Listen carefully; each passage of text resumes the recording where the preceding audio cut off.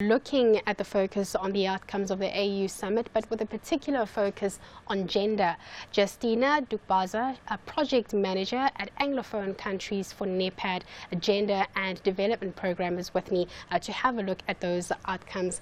Justina, thanks so much for your time. Thank you for having Maybe me. you can help us understand that the AU is very targeted now at the 2063 agenda, and the theme has been around women empowerment. Why do you think that they have made sure that they place this particular focus on women right at the top? Okay, well, thank you. We know that historically women have been disadvantaged, and they've been disadvantaged in a lot of areas. For instance, when we take access to land, access to resources, financial resources, and control over resources, women are lacking there. If we look at education, so when we talk about inclusive growth and sustainable development, for instance, there is a gap when we look at men and women, and these issues have been addressed in piecemeal. So because of that, this particular year, the AU decided that the focus must be on women's empowerment. And this particular focus has also been addressed comprehensively in the Agenda 2063.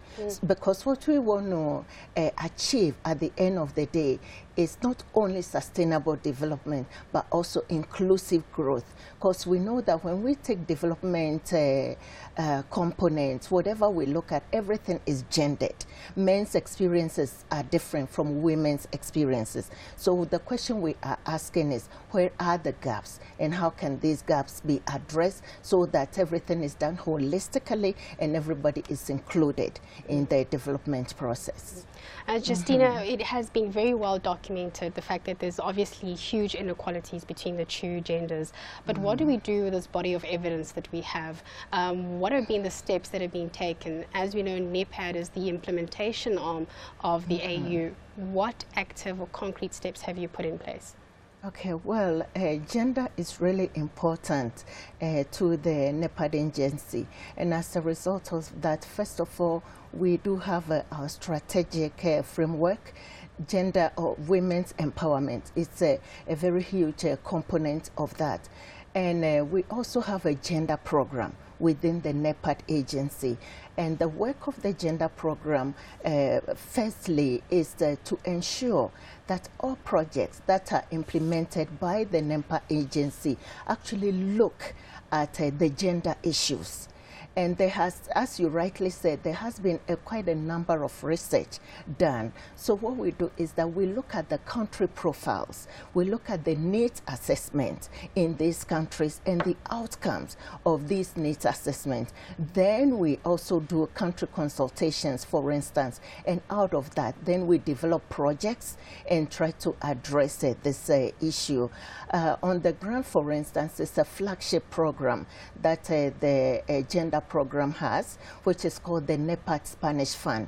And this fund emanated from NEPAD's position that in order to achieve a balanced growth on the continent, we really need to address the issues of women or the gender gap. And as a result of this, through a partnership with the Kingdom of Spain, we've been able to address, we've been able to establish this fund.